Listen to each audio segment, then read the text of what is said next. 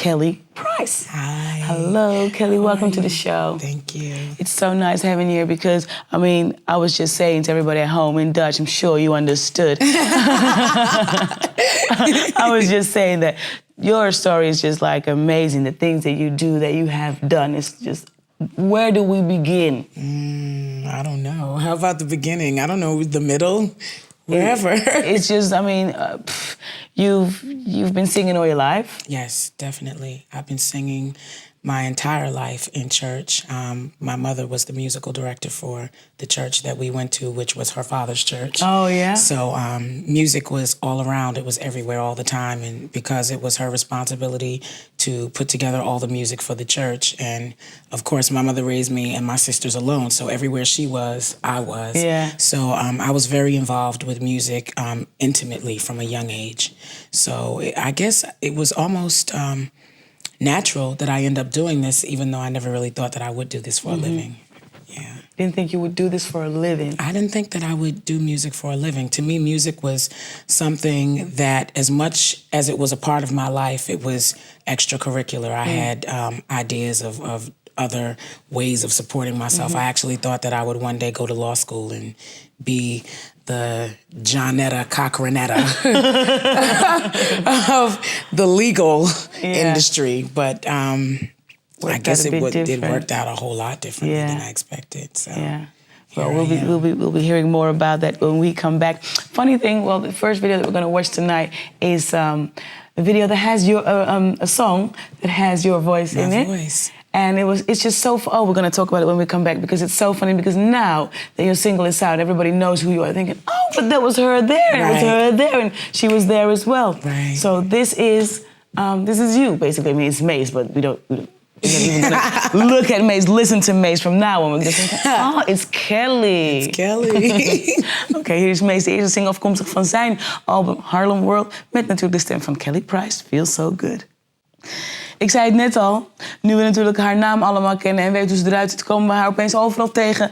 Zo ook dus in deze remix van Mariah Carey's Anytime You Need a Friend. Yes. It's just, just what we said now. How does that feel that you've been around for so long? I mean, you've been with Mariah for what, 5 years? I spent, just under 5 years singing and traveling with Mariah everywhere. And working with her and so many artists, SWV, Brandy, Monica, Brian McKnight, every bad boy artist on their roster. So many people, Mary J. Blige. I've spent a lot of time working with a lot of people, and most recently, R. Kelly, the Isley brothers. That was for your own thing, your own album, and your thing. But I mean, the funny thing is, when I was reading through the thank yous in your the album thing. leaf, yes. Yeah. There was a whole story there, a whole story about you, and what I picked up on was that basically you felt that. Well, let me put it this way. Let me just ask you the question: do you feel that you're finally being recognized now because you're in the limelight yourself, and everybody knows everybody, not only the business knows who Kelly Price is, because they've known all along, but I mean now the public knows who Kelly Price is. In a lot of ways, I feel like it's been a long time coming. I really can't complain about the route that I took because I think that I was very fortunate to have worked with some of the people that I've worked with and to be able to learn from some of the best in the business. But it was a very, very hard thing to work the way I worked, and a lot of times have to sit back and not be recognized for what I was doing. But it helped me get to this stage, and I think that as a result of having come up the way I did through the industry and coming up through the ranks and not just being given instant gratification with what I wanted, that I appreciate it a lot more. I respect it for what it is, and I don't assume that anything should be mine just because it's there and I want it. Anything that's out there that I really want, I know I have to work for it, and that's the best way anyway, because I know if I work hard for it, then I have the option to give it up or keep it, and no one can take it away from me. So, I mean, I think that it happened the way it should have happened. What was it like when you finally went into the studio to do your own thing? Said, this is going to be my album, and you were basically calling the shots. Well, basically, I had a lot of mixed emotions. I was very excited.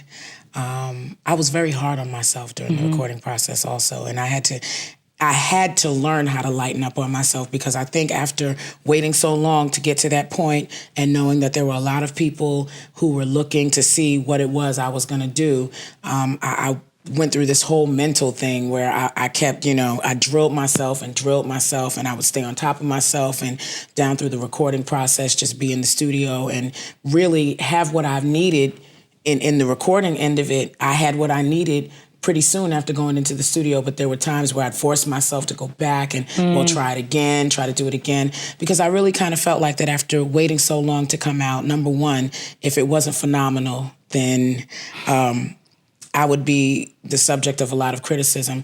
I also felt the need to prove to a lot of naysayers that it was possible to do and do it well, because there were a lot of people that felt that this was something that could never happen. Yeah.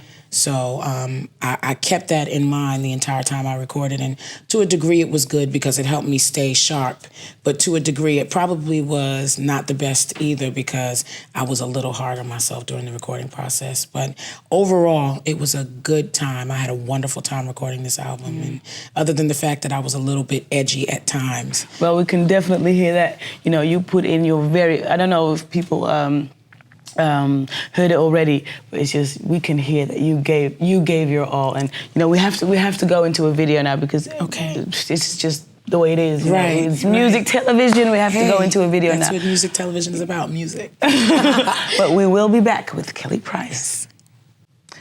One thing I really need to ask you, Kelly, is because I was always under the impression that to be able to sing certain things and bring out a certain emotion, you would have to really feel the things that you're singing about. Right. Now, I happen to know that, you've got 2 wonderful children, you've got a wonderful husband, so your private life is pretty much, it's okay, it's covered. Right. Nevertheless, the album, just to me, sounds like a woman scored, and the funny thing about it is that, if you sing, when you tell us that, she left with your man and everything, I believe you. Right. So where do you find the emotion to just, you know what I'm trying to say?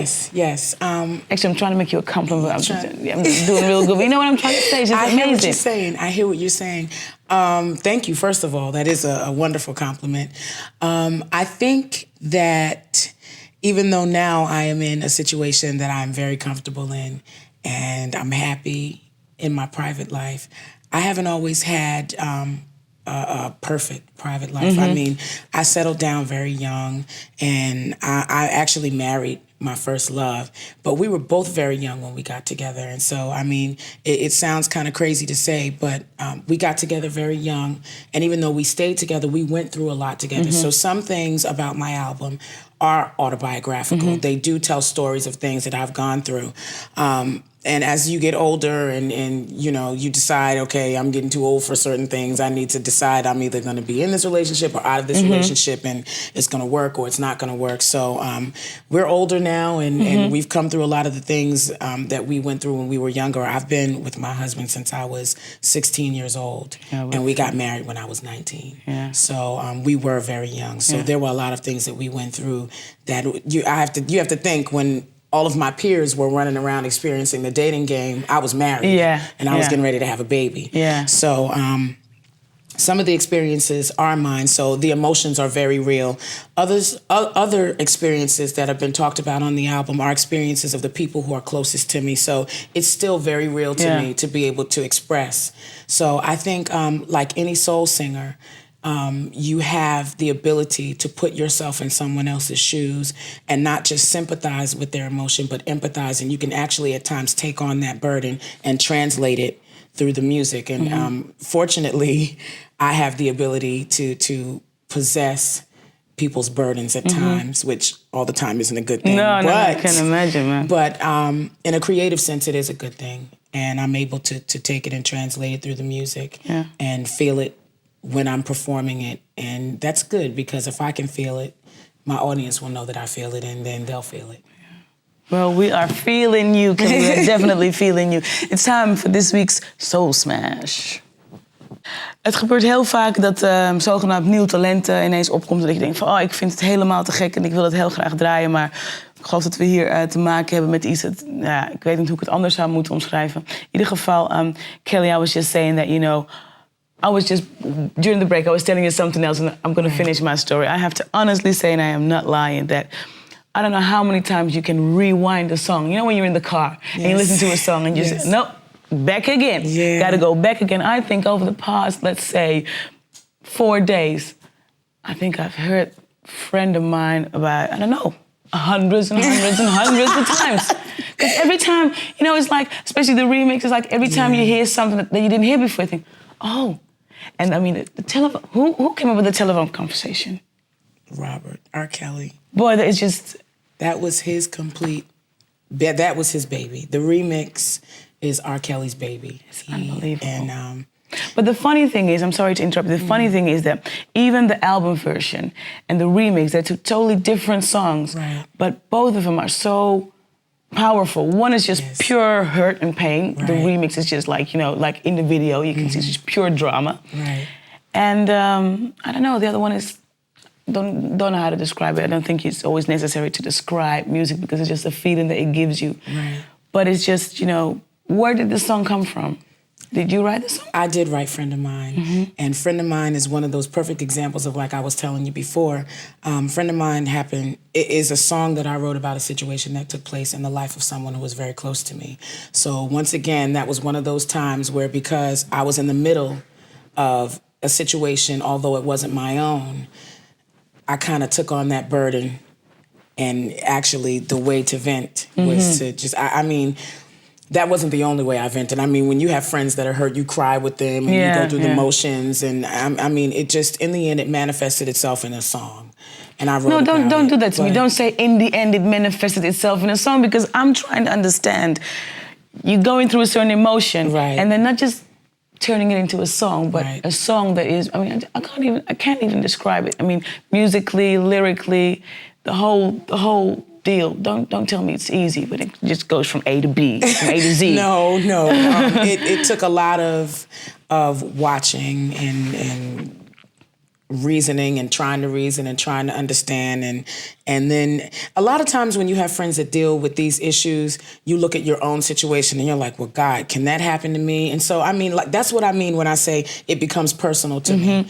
So to write the song, I think when I began to write it, I looked at the words and I thought about the melody that was in my head, and the more I wrote it, the easier it did become to write, because the words just came. Anything that any woman would have wanted to say, some of the things that this particular woman did say during this ordeal, it just all came. And it came out, and the melody went along with it. And I knew that once the song was finished melodically and lyrically, the arrangement itself was going to have to be able to display the power that was behind the message of the song. So everything was very, very carefully thought through.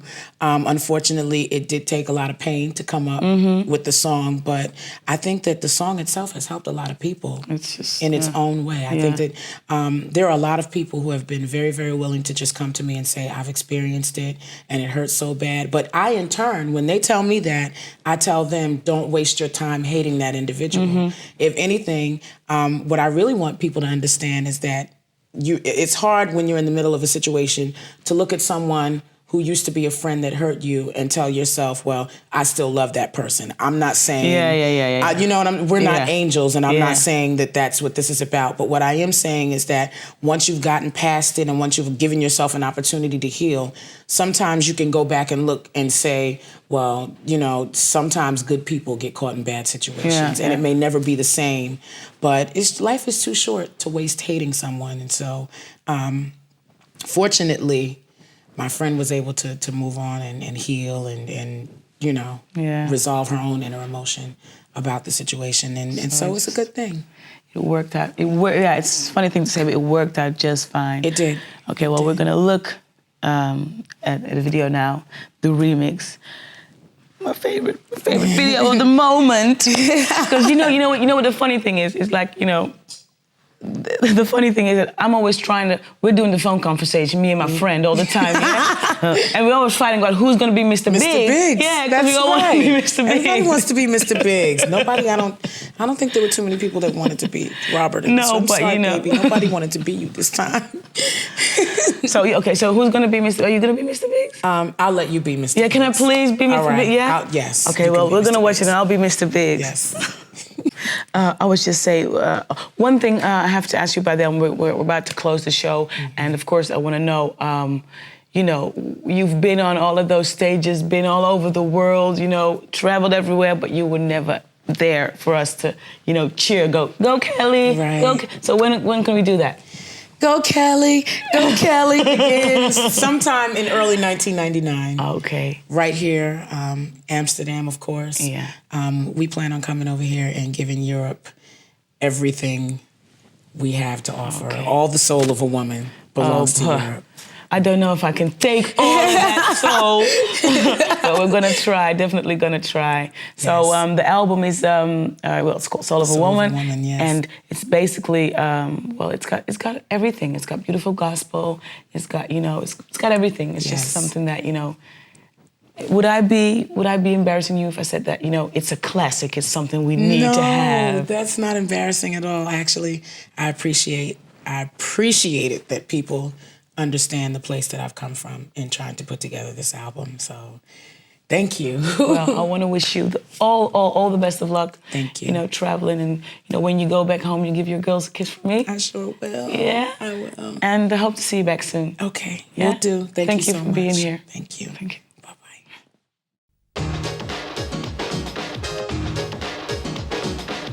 This is the Music Factory.